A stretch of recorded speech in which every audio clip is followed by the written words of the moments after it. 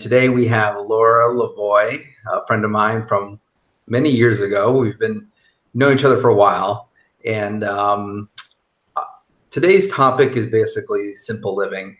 And I wanted to talk about that in a broader context, because I think when it comes to tiny houses, we often think about it in kind of a narrow scope, right? Like we think about life in a small little house. But I think many people have seen, and is kind of my position, that it's really not just about the house, it's about the life that you build in that house.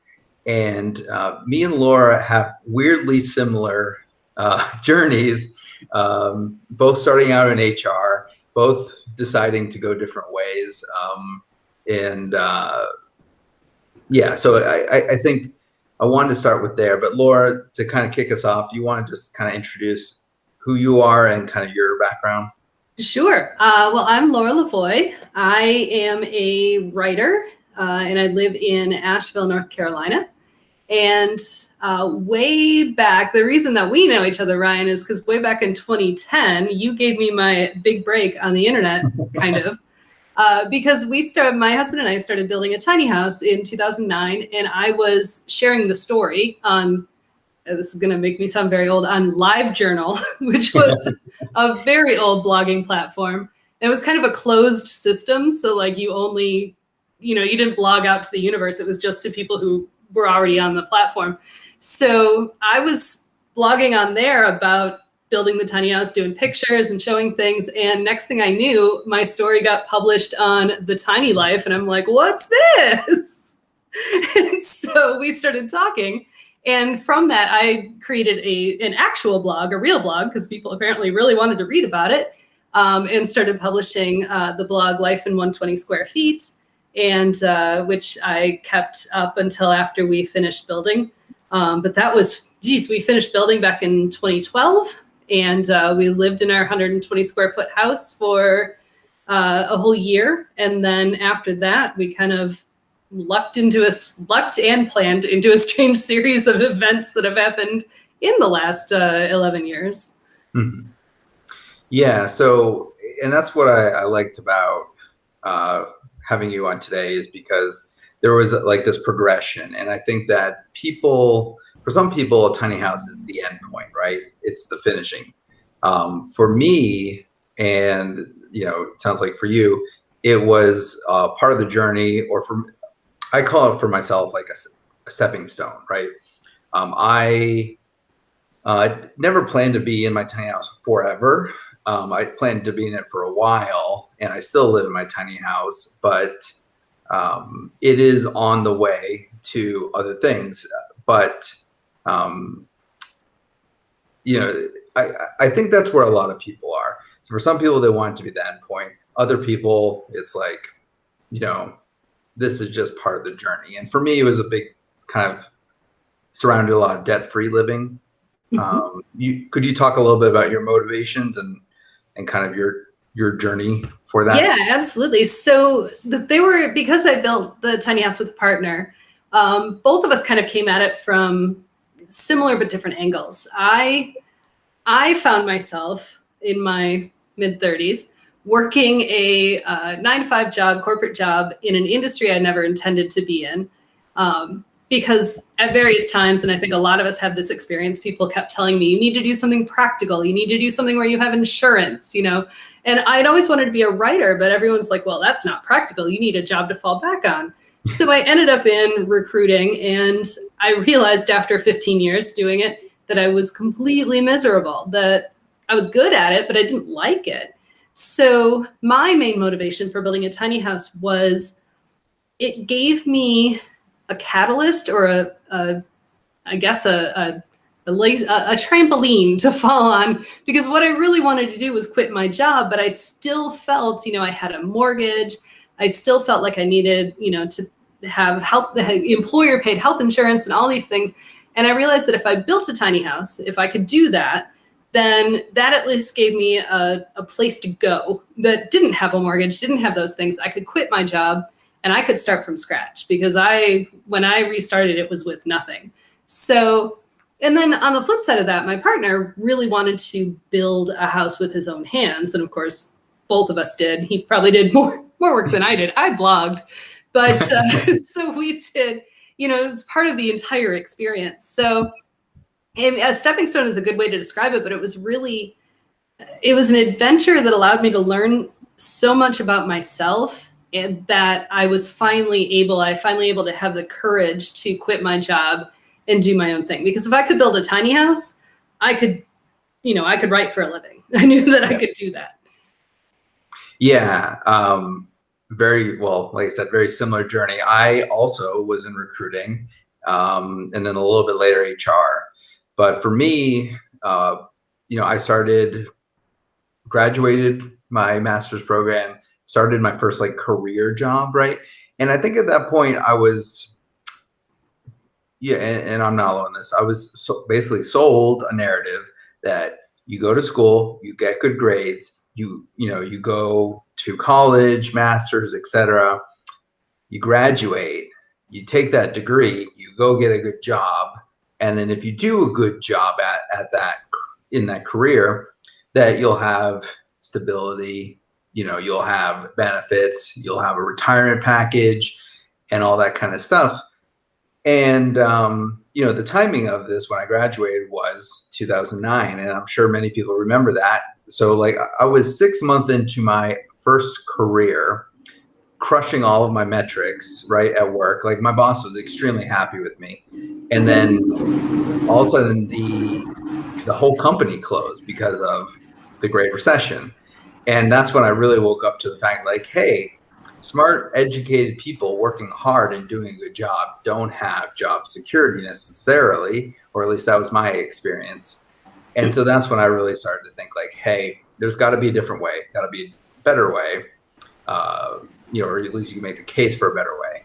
And, eventually I worked to building my tiny house myself. And then once I moved into it, striking out on my own in a career was suddenly much easier, because I went from $1,500 a month to $15 a month in terms of living costs, right? So I could literally go work an hour or two at McDonald's if I had to, and cover all my housing expenses, and that just balanced the balance sheet in a way that just made it more possible to take more risks and go out on your own and things like that. So Laura, I want to first kind of stick in the tiny house realm, and then we'll kind of go broader here. But when you first went into the tiny house, what were some of the things that maybe surprised you or that you learned in that first year? Well, what I will say, that probably the single most important lesson I learned from that entire experience was it's never about the house. Mm-hmm. The house is it's just another thing. It's not a magic bullet. It's not any of that. It was a symbol for me of something that allowed me to restart, kind of start over. But the house itself wasn't that important. Now, obviously, while you're living in it, the comfort level of the house and all of those things are kind of important. But I also learned, and I remember people telling me this came early on in various, speaking engagements or conferences I went to. And I remember somebody telling a story about how to learn how to live in a tiny house. They taped out, a 12 by 8 square in their house, or whatever size it was. And they put a chair in there, and they put a hot plate in there, and they did all that sort of stuff. And I remember somebody saying to them, well, you can't go watch TV with your family because that's cheating. And I'm like, wait a second, I'm allowed to leave my house. Yeah. That's not cheating. I can go to somebody's house and have a movie night. That's not cheating. It's just a way of living. So one of the things that became very important to me was that the house itself, that's just the place where you live. But being able to eliminate so much stress about where you live allows you to be much more engaged with your community and the people around you, and be more willing to get involved. You're not just waking up every day, driving to work, driving back home, eating dinner, going to sleep. And of course it's different for me because my job, the quitting of the job and the living in the tiny house occurred simultaneously. So for other Mhm. people, that might not be quite that same transition, but I found that the tiny house allowed me to be more involved in the community. So it got me out of the house more than when I was living in a conventional house at the time. Mhm. So when you were, let's say your first couple weeks or first couple months in it, was there ever times that you had to like kind of retrain your thought pattern or things to kind of like set yourself up for this new life, or things that like you didn't occur to you right off the bat that you kind of had to like realize and be like, yeah, I can go to a friend's house for a movie or something like that. Sure. Anything? No, Yeah. so my tiny house in particular is off grid. So Mhm. not everybody has that experience either, but we have no running water. We have solar electricity. Um, so it was kind of a sink or swim moment, like from the day we left, our apartment in Atlanta, our 2,700 square foot house in Atlanta, and moved into this house. Well, all of a sudden, everything changed immediately. Yeah. So I had to learn things like, we collected our water from a spring on the property, and then we had to haul it up to the tiny house.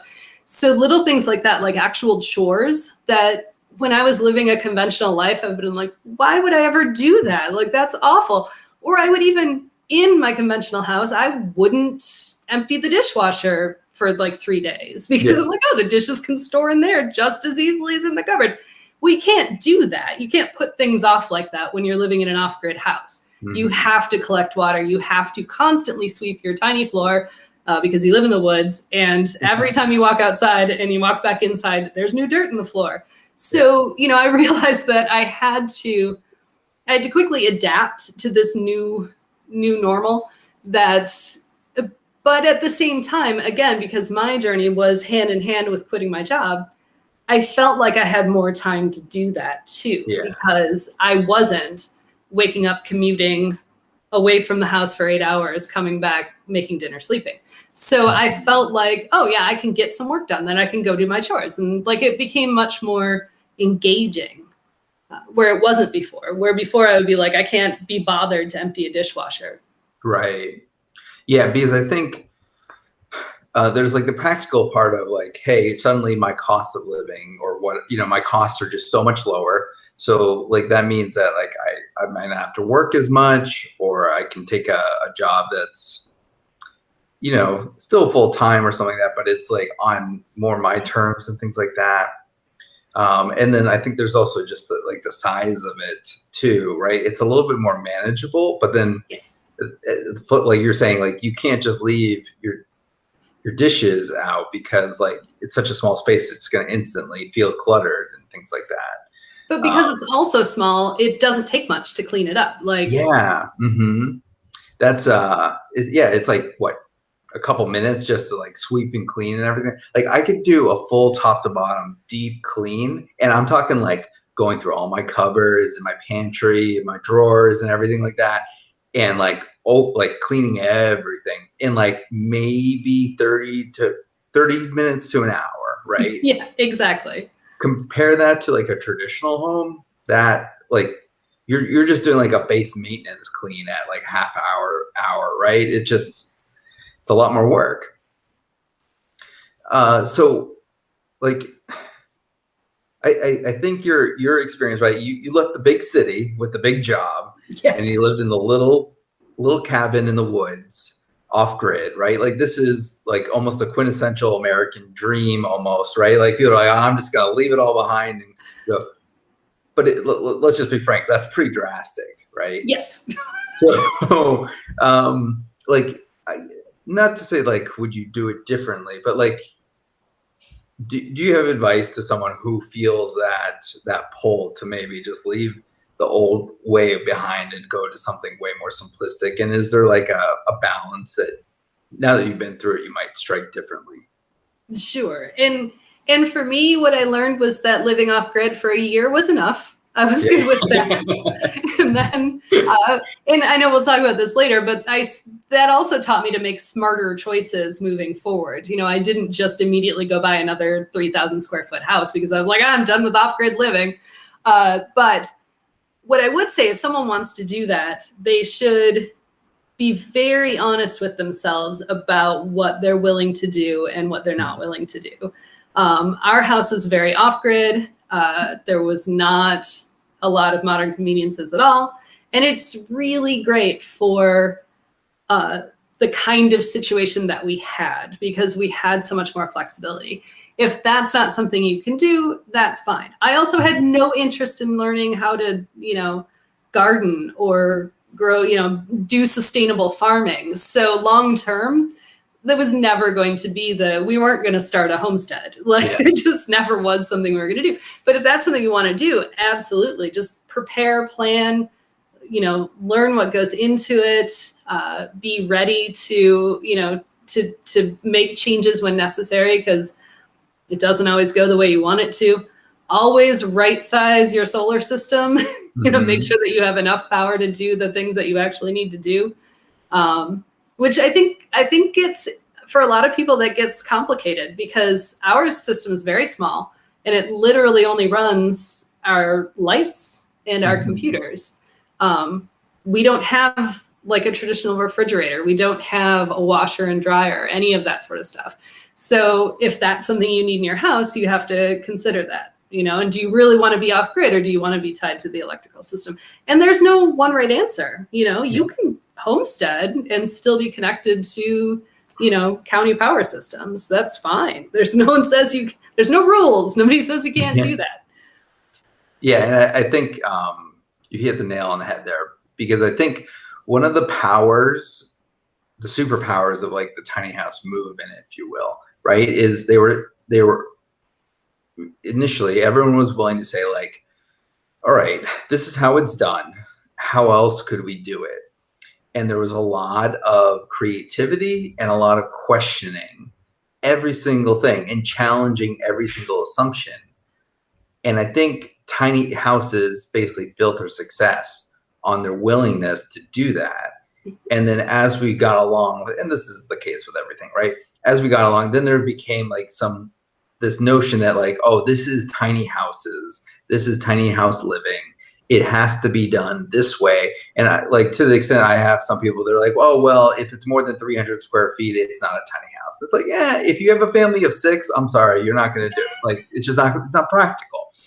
But if you're willing to challenge the status quo, if you're willing to question things and come up with the right answer for you, it's immensely powerful. And I think when people look at the people who live in tiny houses, like you said, they see the house, right? And they equate that as the answer. In a weird, twisted way, it's really just a perpetuation of consumerism, right? Because when we don't dig in too deep, we see as the tiny house is the solution. And what do? We buy a solution to the problem, but we're not actually fixing the problem. And it's a willingness to challenge the things to figure out what's right for us that I think people see the outcome of that willingness and all the benefits that come from it. And they're like, oh, I like that. I want that. Right. So I'm glad you brought that up. So let's see here. Kind of going a little bit further down your journey. At some point, you lived in a tiny house, and at what point, I know you guys purchased your other house in Asheville later on. So what was that transition like? Was that always in the plan? Did that come up? Was there like something like you and Matt were like, oh my God, I can't stand you, and because frankly, I wouldn't blame you. I couldn't do it. I can't even imagine living and working in that little house with someone else. So like, what was the moment that you decided like, hey, we might want to upsize a little? Right. Yes. So it's an interesting point of fact. I've actually never minded. We did great living in a tiny, tiny house together. to the point that even when we're in a normal space, like we're almost always in the same room. Like, like Okay. in our larger house, which I will talk about, we've set our office up so we actually face each other. We actually do that here too. Well, that's a whole other conversation. We have our desks facing each other, Okay. so that when we're working all day, work from home, that we're in the same space. So that's never bothered me. But what did, and I mentioned the off-grid situation, Yeah. our tiny house is off-grid, and even though it is in the south, it is in the mountains of North Carolina. So it was kind of always built to be sort of a 3-season house, because we didn't have conventional heating. And it's fine to unconventionally heat something for a short period of time. Yep. But especially when you have to, we had a cat living with us. We couldn't just like leave her in a very cold house in the winter if we went out somewhere. So our original intention was possibly to rent something for like 3 months in the winter, maybe do traveling at that point. We didn't really have it determined, but that first winter, we decided to go back to Michigan, where our families live, and for 2 months, which was 2 months too long to stay in Michigan. So, and it was, well, we were also staying with family. So then that's when I started feeling claustrophobic. I didn't in the tiny house, but when I was staying in someone else's house and I felt like I never had a private moment to myself, I was like, I can't do this. But so just for giggles, we decided to look and see what we could do in Asheville. And if it was a long-term rental or whatever it was, and of course, long-term rentals, even in 2012, were impossible to, or short-term rentals were impossible to find in Asheville. They're even more impossible now. It's a popular place. Yeah. But so we just kind of, just started looking at listings and see what we could find in our price range. And what we knew we wanted was something very small, probably the kind of small that most people would pass up because they're like, oh, I can't possibly live in that. And we stumbled across this little 1948 bungalow in North Asheville. And in fact, when we called our realtor and we said, we just saw this listing, and he's like, oh, you can't afford anything in that neighborhood. I'm like, we'd like to see it anyway. And he looked at it because it was in really bad shape. Like, it was in really bad shape. So it was really cheap. And we're like, yes, and we must buy it right now. But we figured it was in pretty bad shape. We just built a house. We could rehab a bungalow, the 700 square foot bungalow. So we bought it. And when we bought it, we thought, okay, well, we can live here for part of the year, renovate it, and then we can move back to the tiny house and start and rent it out part-time, and then live in it when we needed to live in it. At the time, even, rentals like Airbnb weren't even really that popular or common. They started to be a few years later, but so that wasn't even on our radar. But what we learned when we were starting to renovate this house was what we loved and what we missed living in the tiny house were neighbors, was a community where we were actually walking distance to things, because our tiny house is way up in the woods. We have a few neighbors, but they're far away. And so we kind of realized that we really liked this bungalow and we wanted to live in it full time. So we did. But because it was 700 square feet, because we got a really good deal on it, because we did all the work ourselves on it, we didn't break the bank again. We didn't go right back into debt. We didn't do any of that. We just found a house that was right sized for us, that probably wouldn't be right sized for most other people, and we made it work for us. Yeah. And I think a couple things that you mentioned, it was a house that obviously needs some work on it. And not only did you have a house that essentially you paid for, so there was no ongoing cost, right? You could live in your tiny house and take your time. I mean, the distance between your tiny house and the Asheville house, I know, is a little bit I don't know, 20-30 minutes. 20-30 minutes, right? But that's manageable. So you could do the work, have a place to stay, you could do it right. And then one of the nice things about building a tiny house is, well, by the time you're done, you just built a whole house, right? You added so many skills to your proverbial tool belt that you're extremely useful. You can save a ton of money. Even if you do hire, that's one of the curses of all this is I'm thinking about building a house, and now I know like how all these builders cut corners left and right, and I'm Right. terrified to hire somebody to do it. But it's, it would be too big of a job for my own. But yeah, you have all these skills, this knowledge, and then you have that ability, because I think when a lot of times when you buy a house, like traditionally, right, because it costs so much, you have to sell your old house, and you pretty much instantly have to move that capital from one to the next, which means sometimes you get forced into moving into a house that's not quite ready. And that's Mm-hmm. just stressful and challenging, of course. So you said that your the Asheville house there is 700 square feet. Yep. Yeah. And I'm kind of in this point now with this journey. Like I've been living in my tiny house for 8.5 years now, full time, and I purchased some land up towards the mountains, actually near Asheville.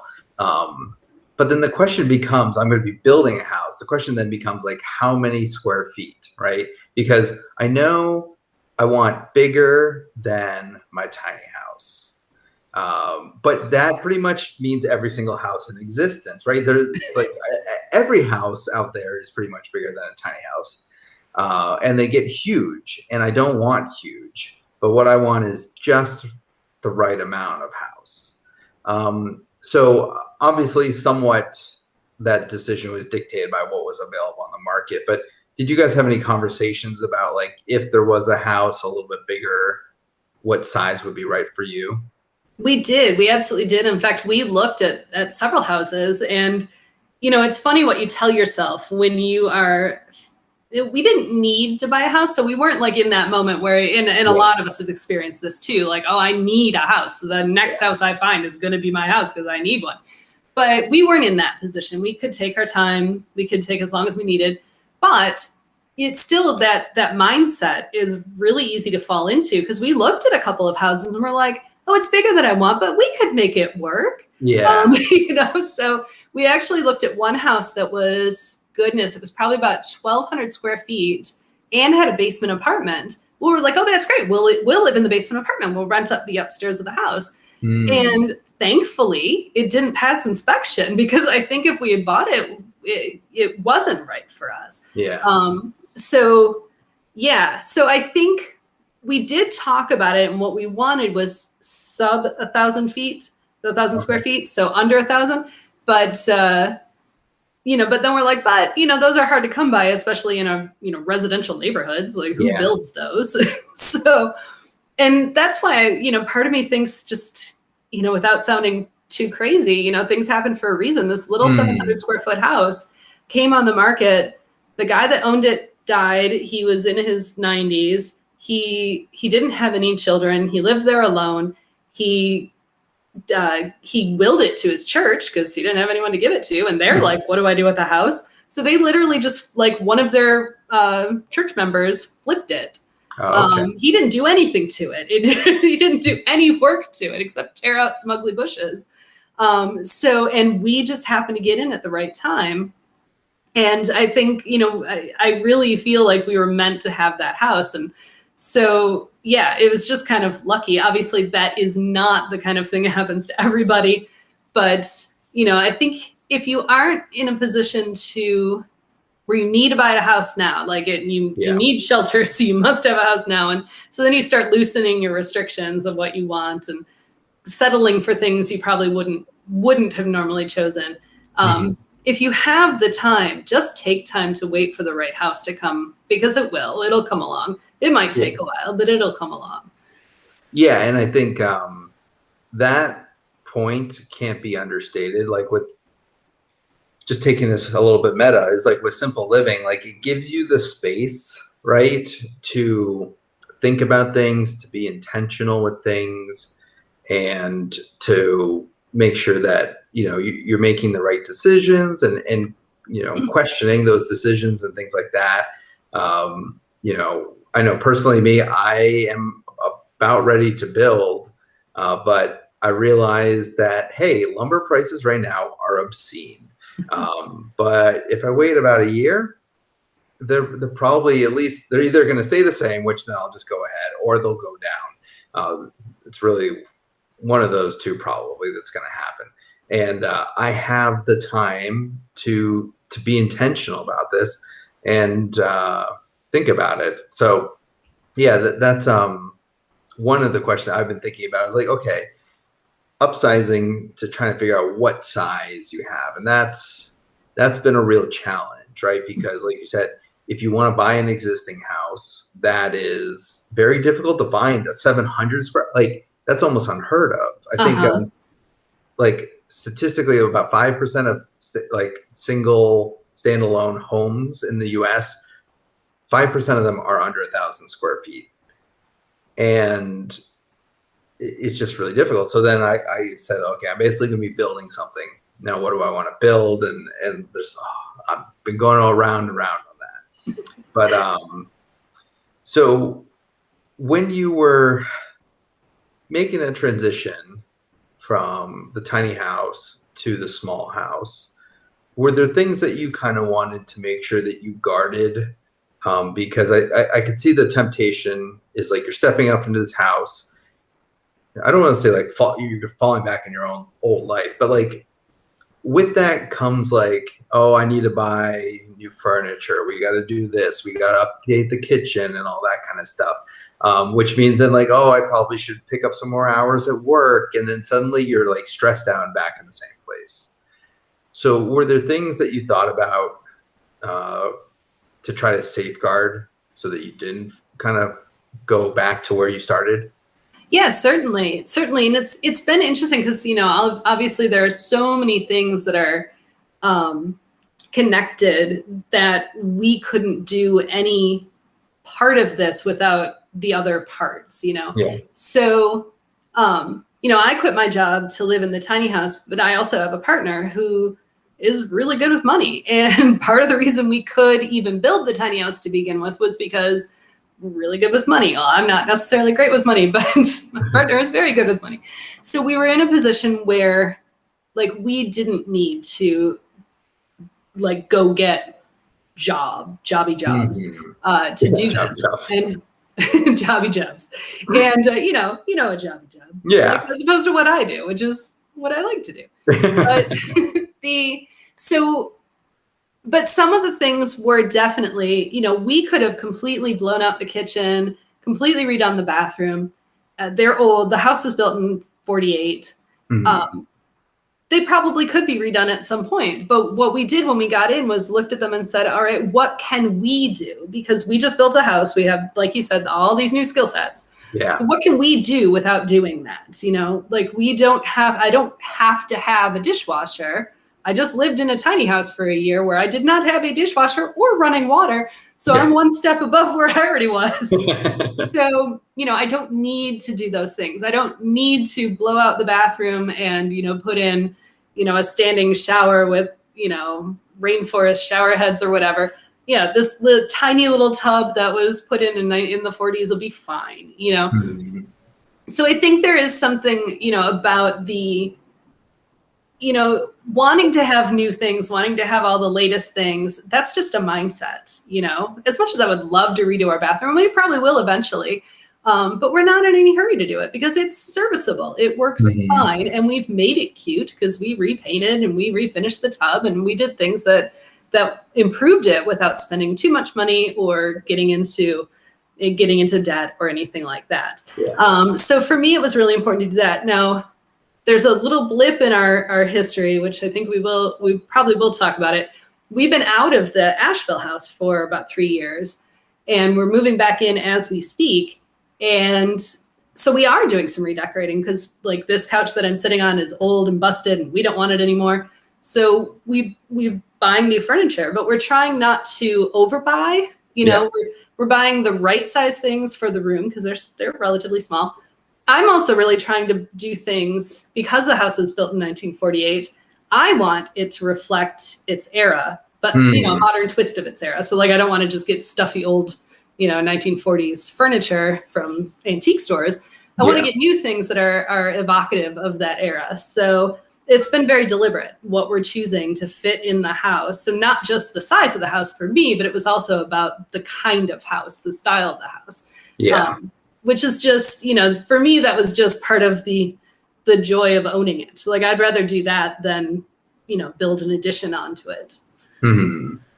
Yeah, and I think that highlights maybe a lesson of kind of simple living is like kind of taking things step by step, being intentional and slowing down the decision cycles.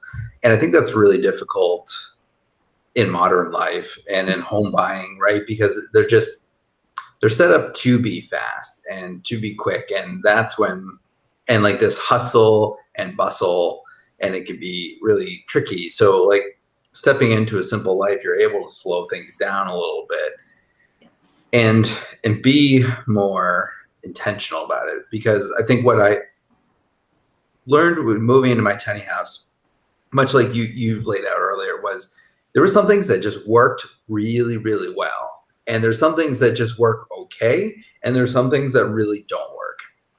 So for me, like the space, what I realized was it's 100. I live in 150 square feet. I feel like this space is the most comfortable house I've ever lived in, which is bizarre sounding, even to me after living at 8.5 years. And what I realized was it was intentional design, attention to the detail and the design itself, like the aesthetics and the design layout choices. And then also I was reflecting on this today, like how many windows I have in my house, right? Like I looked it up. I just did actually a post on the Tiny Life about windows. The average house in America has 10 windows, okay? Which is an average new home is around 2,600 square feet, depending on which number you look at. So 10 windows for 2,300 square feet. My house is 150 square feet. I have 12 windows, right? Wow. Yeah. And so like I realized that I think natural light, I'm you counting my windows. right? I have 10. I think I have 10 windows. Yeah. And and so I realized like how much natural light impacts the quality of life that I have. So I realized that part worked. Then there were some things that just kind of worked, like my solar panel system. It works like 95% of the time, and the other 5% is god awful, right? For those of you who don't know, I live fully off the grid too. I have city water, so I do have that leg up over you, Laura, from your tiny house. But I don't have grid electric. So I think you had like what, 900 watts or something like that. Yeah, exactly. Not very many. Yeah. So I have 4,000 watts. Okay. So your system, do you remember how much roughly you spent on your system? Oh God, that's so not my expertise. Yeah, I'd peg it like a couple grand, maybe $5,000 or something like that. I don't remember. Actually, yeah, no, now that I think about it, I think it was about $2,000 actually, now that I think about it, because we spent about 20 on the house itself, and I think our little system was about $2,000. So yeah. So it was years ago too, though. Yeah. And put that in perspective, my solar panel system was, after I did one upgrade later, $25,000, right? So my solar panel system was more than just your whole house. Right. And like I said, it works 95% of the time, but that 5%. So I'm looking for ways to basically close that gap. And so in my next house, this is basically informed me, like I still want solar panels, but I want to be grid tied so that I can use the solar panels 95% of the time. And when that little stubborn 5% comes around, like those really dark, rainy weeks in January, right? Right. Where it's cold and it's miserable outside and you don't want to go out. You just want to have like a cozy like house and watch Netflix and don't do anything like that. It just click over to the grid. So like that helped me learn things. And then there's some things that just didn't work for me at all. Like I really miss having a garage. I don't have a garage. And it's not so much that I need a big garage, but it's like I like parking my car in it. And I also like, one of the weird things, I learned that I liked woodworking while building my tiny house. Right? And I didn't really know that until I actually built something, right?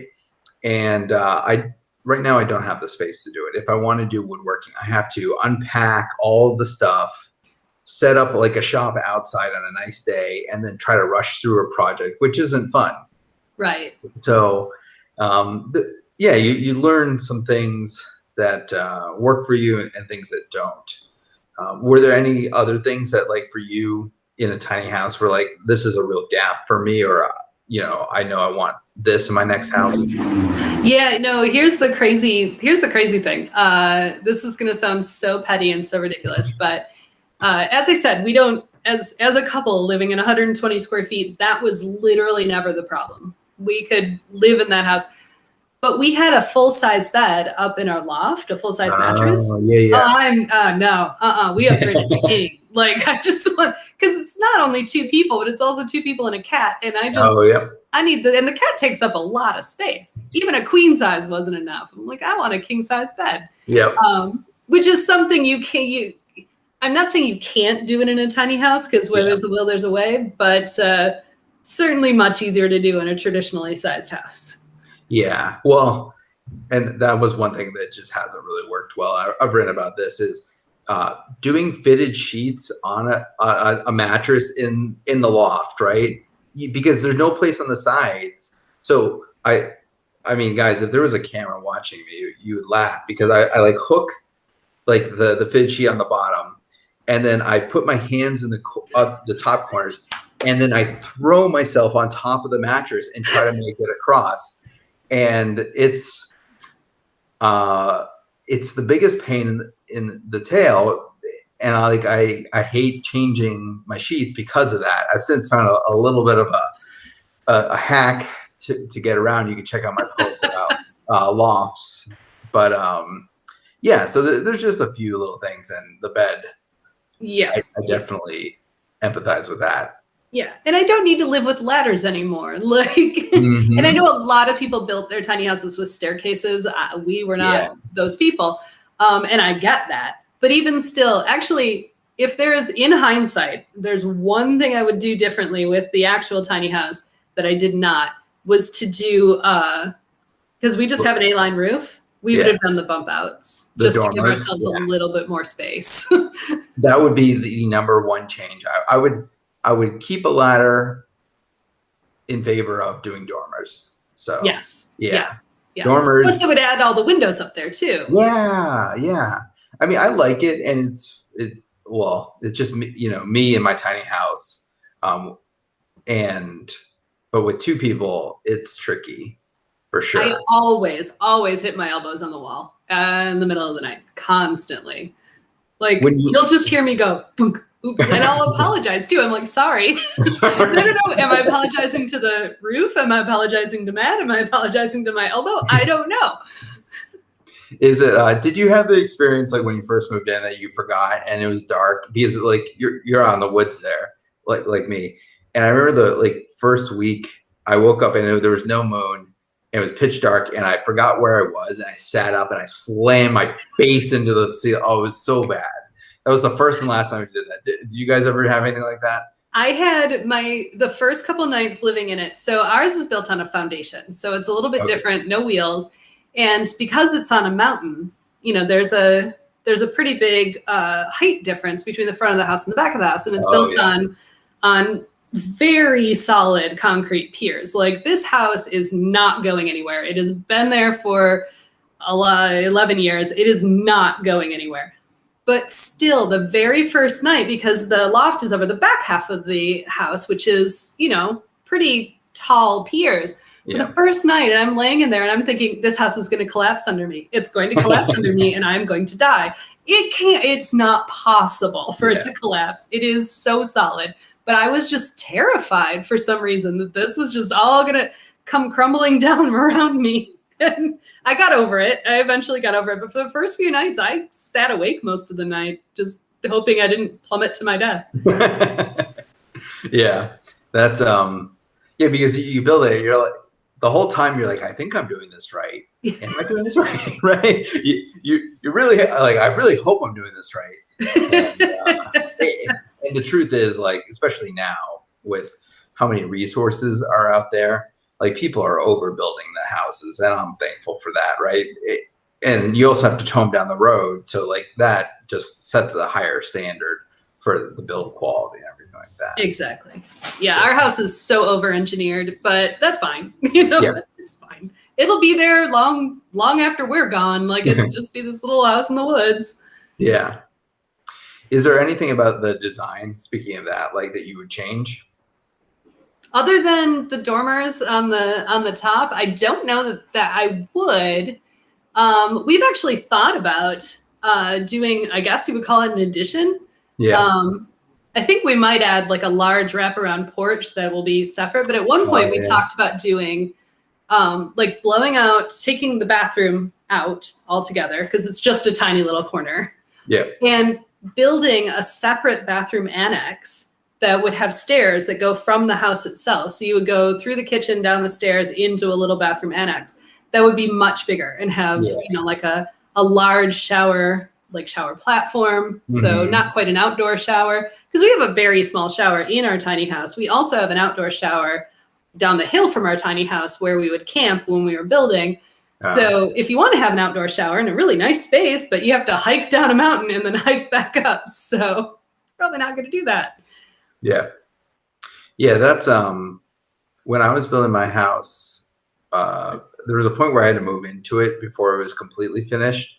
And so I used the bathroom as like storage space for, and so that meant that my composting toilet and my shower I did outside while I was using it as storage. And then when I finally finished it, I was like, oh, it's time to move back into the bathroom. I was like, I kind of like this now. Like, obviously in the winter it's too cold to do it, but I would say 8 months out of the year, I'm doing outdoor showers, even though I have a fully functioning shower on the inside. I benefit from being on a large piece of land. So like, I don't have to really worry about the neighbors or anything like that. And then the same thing with the toilet. Like I was like, this has been working well, because like I told myself, oh, well, what if it's raining outside, right? And I have to go to the bathroom. And then I realized like, well, that happened like once and it wasn't that big of a deal, right? Like all I did was like go to the bathroom and I came in and I just changed my shirt and went back to bed. Like it wasn't like, oh no, like, oh, this. And that was once, that's like once out of 8 years, right? Right. Yeah. So, and I was like, why do I want to bring in those? I mean, you do things to like minimize the smells of your composting toilet, right? But it's still a composting toilet. There's gonna be smell, even if it's just a time of use, right? So like, why do I want to bring that into my house? And I just never brought it in. I've never had a toilet in my tiny house. I've just had one. That's funny. Yeah. And then eventually I was like, well, maybe I should at least build a little platform for it or whatever. But there's still no sides to it. It's just out there. It's, again, being on a bunch of land. I think if I was on a smaller lot, I would build like a little. I think, didn't Drew Odom have like a outdoor bathroom kind of area? Yeah, absolutely. I had the pleasure of staying at Drew's tiny house compound when he had before he sold his tiny house in Eastern Carolina, and he had the tiny house there, and then he had this shower house that had their composting toilet and a huge shower, and then this other little tiny office, but it had a like Murphy bed type thing inside. So it was their guest space. But the shower house was half the size of their actual house. So there's no way you could have had that inside. Yeah. And it was really nice. Like it was super cool. I was very impressed by it. Yeah. And like the brilliance of an outdoor shower is that there's a lot of moisture that's put off from a shower, even if you have like a good bath fan, right? Like right there, it's still going to dump a ton of moisture into your house, even with proper ventilation. And then with the compost toilet, it's like, even if you set it up right with a good fan and seal it, all that, it's still going to have a smell to it. So like an external or detached bathroom solves a lot of problems. Yeah. Exactly. And I think that's why we thought about, that's why we're not going to do it, because we don't intend to live in the tiny house full time ever again. So it's really Yeah. just a retreat for us now. So I don't want to blow out a wall. I don't want to do Yeah. any like actual construction, but we would over time, and we do plan on building other structures Okay. on the land so that are separate from the tiny house. Yeah. Cool. Okay. So, well, we kind of went down the rabbit hole on tiny houses, but let's pop back up, and I want to talk more broadly about simple living. And um, so when you think about simple living beyond tiny houses, like how do you think about that, and how would you define that? Goodness. I I think I would like to frame it for myself more as intentional living than Okay. simple per se. Simple, I think simple is a fine word, but it does give off the idea that we're keeping things very tight, very simple, very small. Mhm. Whereas intentional, like you can live intentionally in whatever size house you have. If you have a 2,000 square foot house, you can use it intentionally depending on how you want to live in it. So it's been more important to me to try to live my life very intentionally. So, that includes the space where I'm living, that includes the work that I'm doing, that includes everything. Yeah. And it's interesting because intentional for us ended up having a very interesting journey, because we went from a 2,700 square foot house in Atlanta to a 120 square foot house in the mountains of North Carolina to a 700 square foot house. Then my husband decided to go to law school, so we moved. And what I will say, and the reason I bring that up here is because we couldn't have done that. We wouldn't be in the position to do that if we hadn't done everything leading up to it. If we hadn't built a tiny house, if we hadn't learned to live more intentionally, we wouldn't be in this position now. He's actually about to graduate in a couple of weeks. And he's a non-traditional student. He didn't start law school, right out of undergrad. We're in our 40s. But we were able to move back to Atlanta so he could go to school here for 3 years. And what I think is really interesting, what I've learned is I had spent so long learning how to live intentionally, and that was in 700 square feet. We get this apartment, it's about 1,000 square feet. It is the most inefficient space I've ever lived in. It is terrible. Like, I don't even know how to live efficiently in it because it's awful. Like, I just don't like it. And I know it's temporary, and it was always temporary. And we like the location, and we like the amenities and all that sort of stuff. So it was exactly where we needed to be at this time, for this experience. But I definitely learned that you have to have the right mindset to live intentionally. You have to go into it with this idea that, you're going to, make every decision with understanding how those decisions will affect every other decision you make, like every other part of the way you live. So if you're like, do I want to buy this gadget off the internet? That's great. Then what? Like, how does it fit into your life? Where do you put it? How do you use it? Do you expect to use it longer than a day? That sort of thing. So you have to really think intentionally about everything that you do, that you buy, that you add, that you experience, all of that. So we're sitting here, many years down the road, right? None of this happened overnight. And I think it's these types of ways of thinking come probably to us pretty intuitively now, but that wasn't always the case. So could you talk to me a little bit about your process of living in a big house, pursuing the career, keeping up with the Joneses, to, 1,000 square feet is so, way too much. And there was a journey there. Can you talk about that? Like, how did you go about that? Yeah, no, well, I think when I realized that I was doing all of these things that were expected of me, I got a real job. I had health insurance. We had a mortgage. We had a large house. When I realized that it wasn't possible for any of that to bring me joy. Now, obviously, someone can have a job they really like, someone can be in a house they really like, but in that context, when we were doing it that way, just because, you know, it was the next logical step. You know, we had moved to Georgia, we bought, you know, we had good jobs, we bought a big house, and now we have a mortgage. We did all of these things. Literally, the only thing we didn't do was have children. And I realized that that experience, living in that house, having that job, did not bring me any fulfillment. Mm-hmm. And so I realized that I needed to change something. When I was coming home from work every single day in tears, more, you know, I was never coming home from work happy about what happened or excited about things that were going on. I was literally crying. And that's not you can't live like that. Yeah. So I realized something had to break. And we started building the tiny house while I was still working full time. Okay. And it kind of gave me it gave me a release and a bit like I had something tangible I was doing that wasn't just go to work, go home, go to work, go home. So even though we were doing it on weekends or vacations, it was tangible. It was something I was doing that was representative of the fact that I knew I needed to have a different life.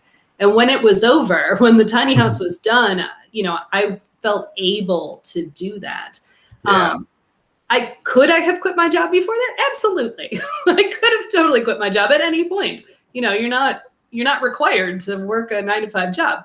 But I didn't feel prepared. I didn't feel ready. So I really needed to give myself some sort of representation of that. Yeah. So the experience, and I think, you know, I wouldn't be the person I am today if we didn't do any of that. Mm-hmm. So the experience of doing it and then, you know, just jumping into a new career that I kind of didn't know how to do, but I've now been doing for almost 10 years, you know, that I just had to I had to think about it one day at a time. You know, like when you're building the tiny house, it's literally one day at a time. Like today we raise walls. This is what we do. I'm not worried about how to, you know, build a kitchen right now, because right now I just need to raise the walls. And I kind of took every step. And that was true when, you know, I quit my job and I'm like, all right, how do I be a writer? Well, I start trying to reach out to companies and see if they need writers. And then, you know, you build it one step at a time, one step at a time.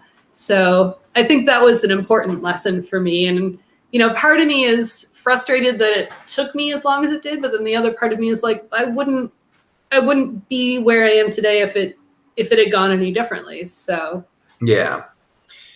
So I think that when I talk with tiny house people, they have not the same story, but there's an arc to this, right? That is very familiar.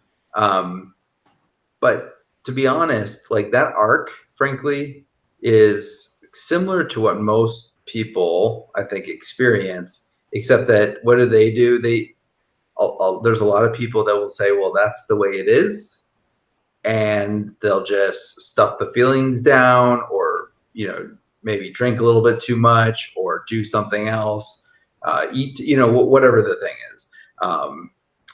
So like what was, and what's unique about you or, you know, people like us is like we made a decision to do something different. We said, I don't like the way things are. I want better. And then you did something. So like what, you could have just easily said, well, this is the way it is and that's it. And life's going to be miserable the rest of it. What was the thing that helped you not just dismiss it and just kind of say status quo? Yeah, no, I would almost say impossible question to answer because I really don't know. Like just one day I knew that if I kept doing that, there wasn't good. There was no purpose. Like there was it didn't fulfill me in any way. And I needed to make a change. I needed to do that. I don't think I could have, you know, I don't think I could have continued doing it. Eventually something would have broken. So yeah, I wasn't willing to just settle for just the path of least resistance. I was much more curious what was on the other side of that. Yeah. Maybe that's it. Maybe it's curiosity. Yeah. And I think, you you mentioned this, and I see this dynamic too with like downsizing, decluttering, minimalism, all this kind of stuff. It's a positive feedback loop, right? Like you just do a one little thing, you're like, oh, that's kind of good. And even if it like you failed miserably at it, right? It's that you decided to take one step in a new direction that was like saying like what my life could be this, right? And it's just the fact that you tried. And like I said, it could fail totally, but it's a positive feedback loop. So I know what like when I talk to people about minimalism, they clean up their desk or they clean up their bedroom or something, and they're like, oh, that felt kind of good. And then they don't even realize it, but then they start to clean up one other, like their car, right? And then, oh, okay, well, my desk is clean, my car is clean. I'm going to do my kitchen now. And next thing you're doing your whole house. Next thing, it's just like this flywheel that builds, and, you can overcompensate. And I think we were talking about this, like the pendulum swung a little bit too far this way. So we bring it back just, exactly. Yeah. So I think that's an important part is like, once you can take that first step, it builds momentum, it positively reinforces. And I think it's also rare in today's world. So you can kind of just like look around, you'd be like, wow, everyone's crazy to continue that way, right? Like the second that you step across to the other side, you're like, man, okay, I've gone to the dark side, but it's kind of nice. So right. And I think you mentioned the fear of failure, and I think that is one of the things that stops so many people from trying to do anything, because they're like, well, I'm comfortable now, and if I fail, then I won't be comfortable anymore, and what happens next? And goodness, have I failed. I've failed at so many things. And not everything works out, and there are probably dozens of more things I will fail at in the rest of my life, but it's so much more satisfying when you try something. I would much rather regret trying something than not trying something. Like, right now, this is so far out of the scope of this, but the literal one thing I've always wanted to do that I have not yet done is publish a fiction novel. Okay. And it's hard. Yeah. Working on the process of getting agents and trying all that. And man, I have had so many rejections. And part of you do just want to say, well, fine, I guess this sucks. This is not worth, but if you truly believe in something, you just got to keep pushing. And so I truly believed that there had to be more than my 9-to-5 job that was making me cry every day. So I just had to push through. Yeah. Yeah.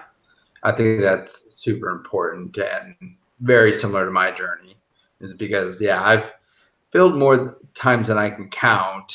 But what I don't know, there's like a famous quote, like failure is just an opportunity to restart like even more intelligently or something like that. And it's true, definitely. So I wanted to kind of wrap things up here with one last question. And that was, what are some of the things that now that you've kind of gone to a small home, let's call it, and beyond, are there things that you kind of like actively work to avoid or to not give space to in your life to keep life simple in the way that you want it to be simple? Yeah, I suppose I do. I guess one of the things that I try to really do is avoid, this is going to sound like it has nothing to do with living in a house, but avoid negativity. I don't have I don't have space for that in my life. And be kind.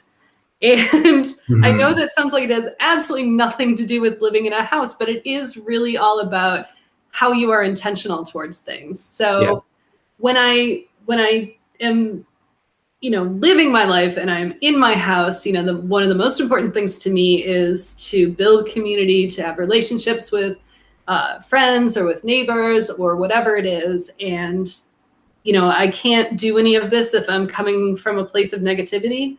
So I would just much rather try to find ways to enjoy what I'm doing and to make make it work. If I find something isn't working in my life, rather than just saying, well, this just can't work like this, then I find a solution. I'm like, well, we got to find a way to make this work, or we got to find something new that will replace it. So I really try to focus on, positive intentional living. And I think that's important, frankly, whatever size house you have. It's you can be in a giant mansion or you can be in 120 square feet. It doesn't matter. But you're never going to be truly happy if you don't allow yourself to be truly happy. Yeah. And that's one of the, like, I'm thinking like kind of with my own life. One of the things that I do is like, I basically say like, fix the things that bother you. Right. And then, I did a post about my whisk. Okay. Like down to my whisk, but as big as like jobs or clients and things like that. Right. So it's like on the macro level, like I have this crappy whisk that I used every single day to make eggs in the morning. And I just didn't enjoy the experience of it. And I was like, you know what? This is stupid. Whisks are like $5. I'm going to go buy a new whisk. But then, on a more macro level, I was working with a client for a while and everything was drama. And, the communication just was not great. And, we were working, or I was working to like make sure that it was a productive, healthy relationship. And it was just a one-sided kind of thing. And so then I was like, you know what? I've put my best into this. I've worked to try to improve it. It's not happening. Guess what? This has come to an end, right? We're going to move on. And so it's like being intentional with silly things like your whisk that you make eggs with, and then having the ability to see bigger things, and then the financial wherewithal for me to say like, client, I'm firing you. And right. Right. And like that was a big deal.